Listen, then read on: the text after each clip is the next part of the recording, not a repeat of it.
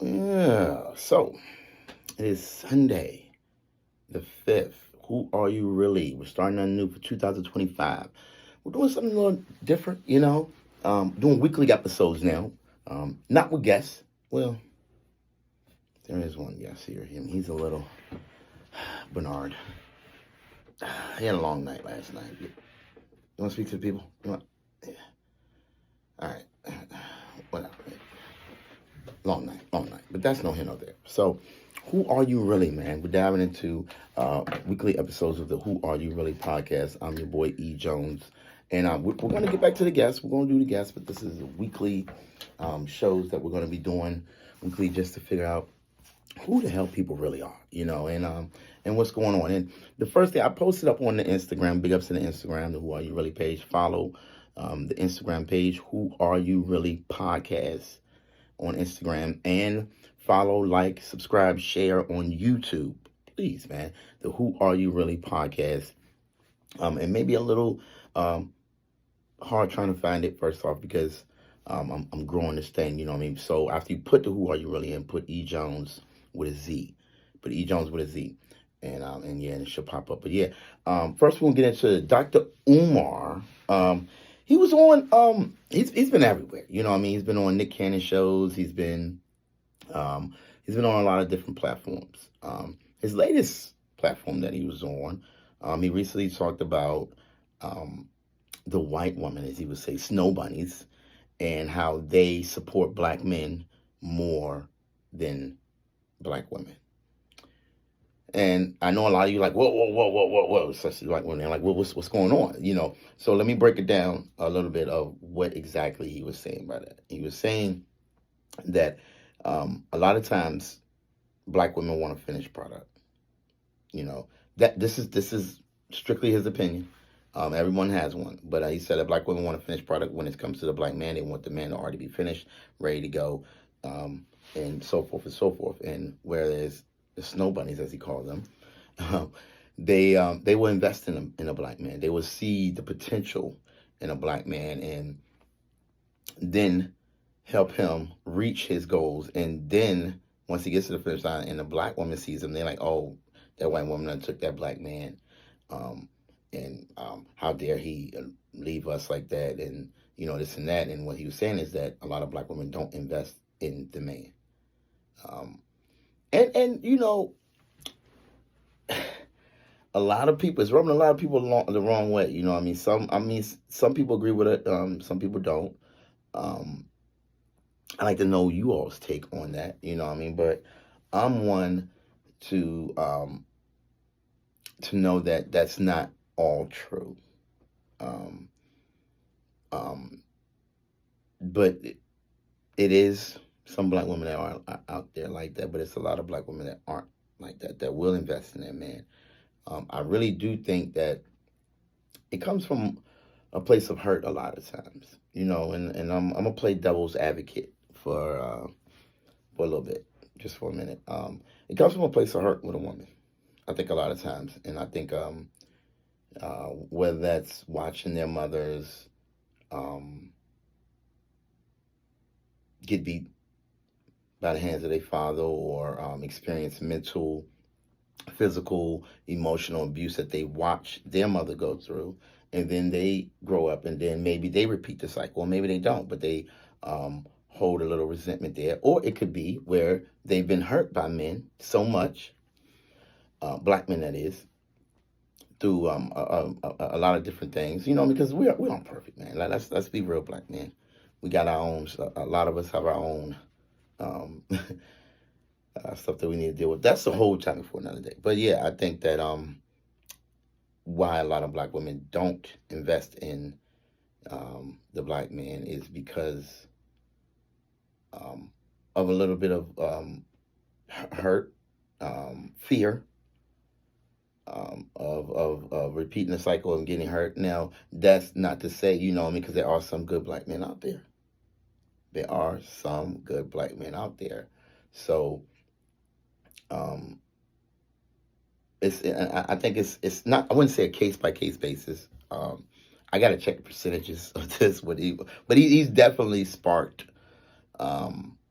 a conversation that was there always, but sometimes swept under the rug, sometimes addressed, but more than less was like, and it's even more um, happening even more now when you see all these young black athletes, and when they reach their pinnacle and they reach the highest point in their life, they're not with a black woman most of the time.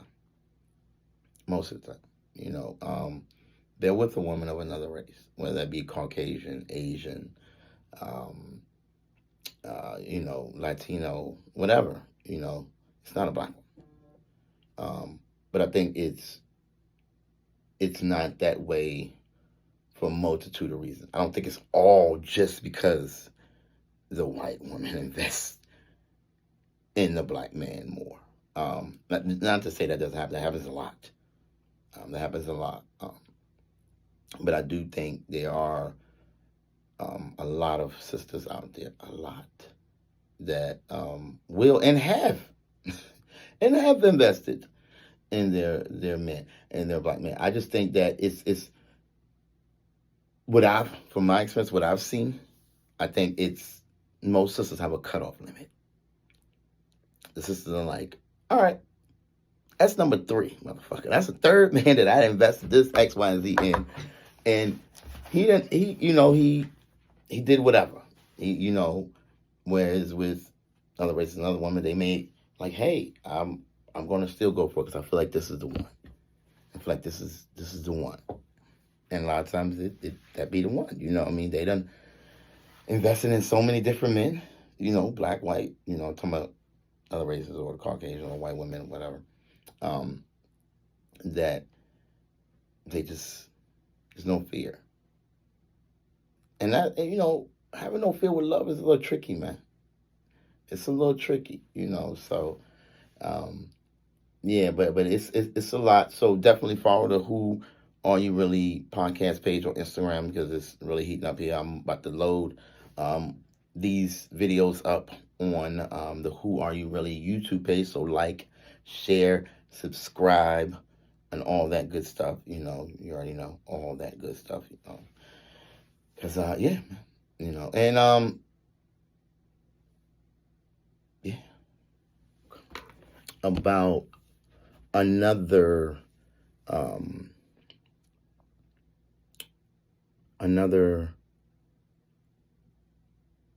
real big issue in the black community: black fathers. I'm a black father. I'm a father that has a lot of work to do, as a lot of fathers do. I'm a trying father. There are instances where more is needed to be done as a black father, and a lot of us black fathers need to understand that. The reason I'm coming here with this is because Derrick Rose, D Rose, is actually getting his flowers. Rose, how fitting. Is actually getting his flowers. Why he's alive, actually. He has a flower company in Chicago where thousands upon thousands lined up for blocks to not only to just see him and meet him, but just to actually be in the presence of what he has going on. He had over 1,000 flowers, like this little makeshift flower mural of his jersey, which is amazing, right outside the flower shop of his in Chicago. His number was lifted into the Raptors, retired. Congratulations to him. He had a very, very, very heartfelt speech that he had, and where he said, a lot of times he jokes around the house, and his kids can see when he's having a bad day or he's having a down day, and he'll say, well, you want to be good or you want to be great? And he says sometimes he has to shake it off, and he said, I want to be great. Then he looked right into his son's eyes and says, I want to be great. You must know that. And it's just the way he said it. And I went crazy on the internet, and I go back to the black fathers because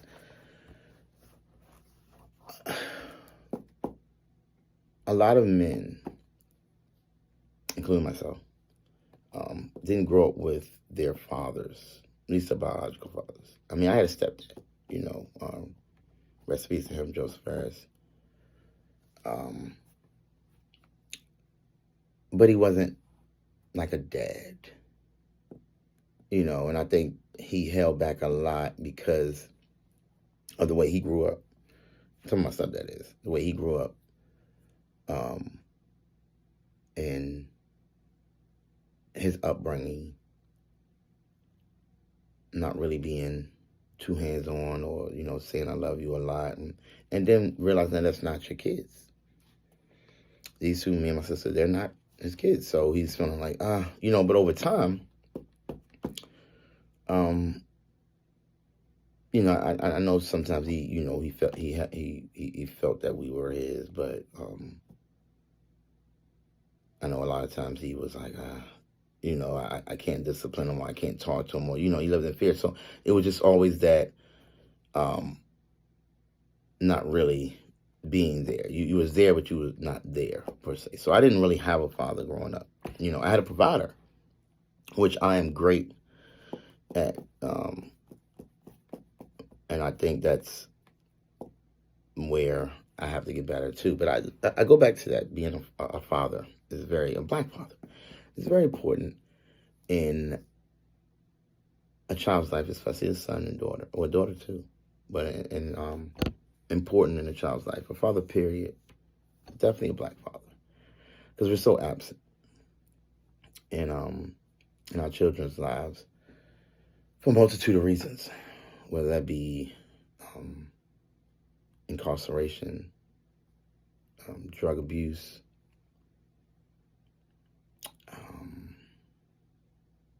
neglect,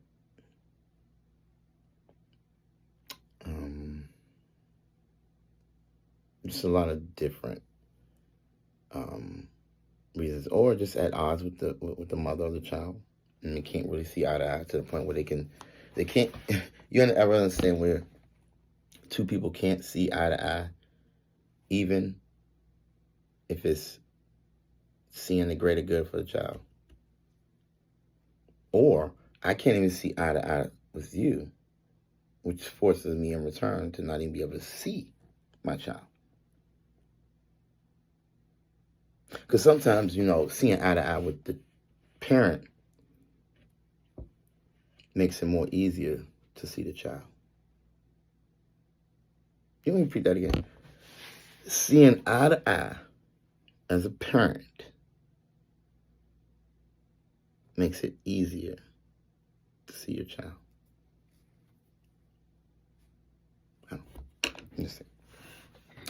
Yeah, back to Derek Wells. So he had that heartfelt message, and he's in his son's life, both of them.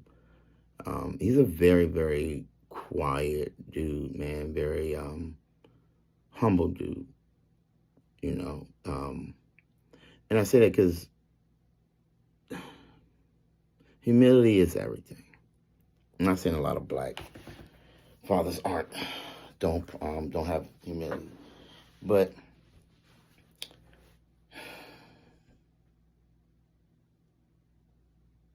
it's a lot.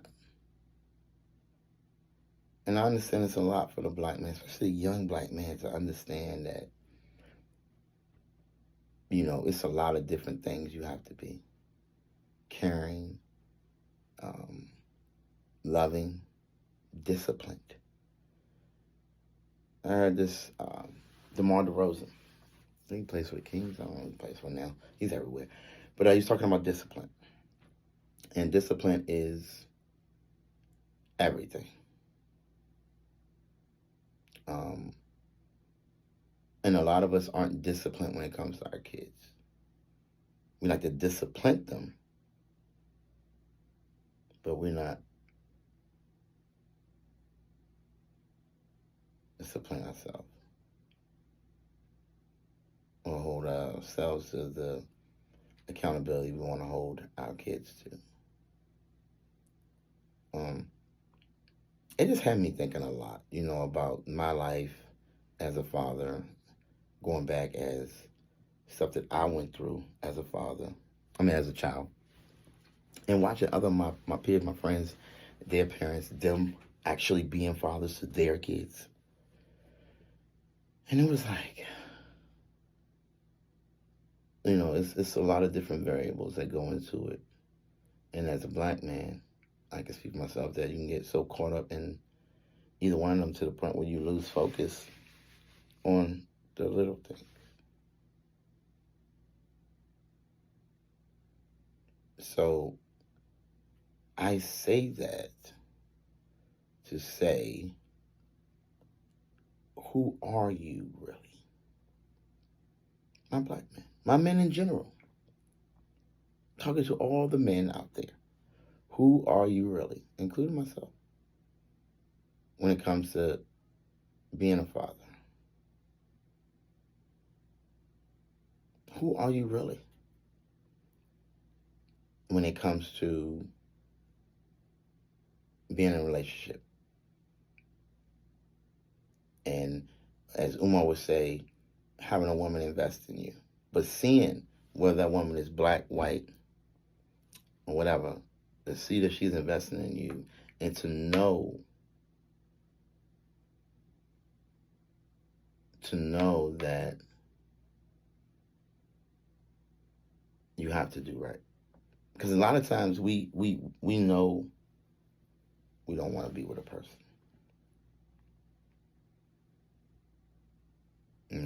A lot of times we know we're not being great fathers.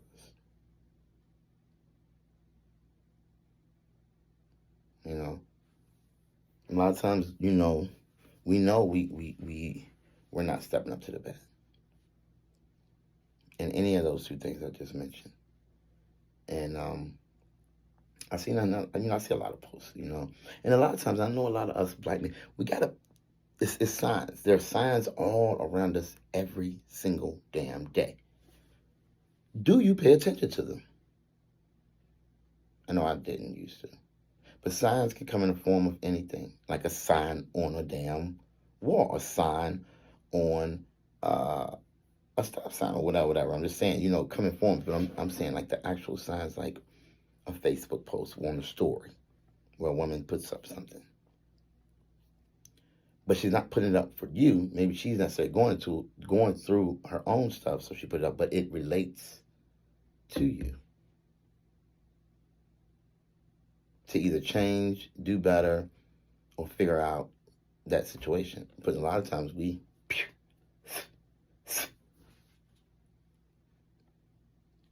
we mess this up. Or there's signs all the time, and we ignore them because we don't want to change. We don't want to deal with the reality of whatever the hell we're going through. It's just so easy to keep swiping. It's like you're moving on, right? When you swipe, but real life is not the internet or social media at times. You can swipe that on the internet, and they'll probably be gone. But in real life, you swipe it, and it just makes a circle right back.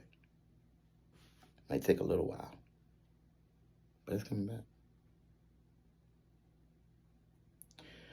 So we got to pay attention to signs, man. We got to pay attention to signs. And my boy, he's up. I think he's ready, y'all. Look. No, he going through it. All right, Bernard. Anyway, man, me and Bernard, Who Are You Really? Podcast, man. You know what I mean? Bernard is a man of not too many words. He leaves all the talking to me, as he should. But yeah, man, it's all about focus, signs, and actually knowing who you are when you are not being who you need to be, who you really are. You're just not being that person, you know. And a lot of times we, as men, black men, men in general, we know. We know, man. We know. So, yeah, man. So, hit that like button. Like, subscribe, share this. Who Are You Really podcast, man. Tell the world, tell a friend, tell a friend. Like, share, subscribe, man. It's your boy E. Jones. And yeah, this is the weekly edition of Who Are You Really?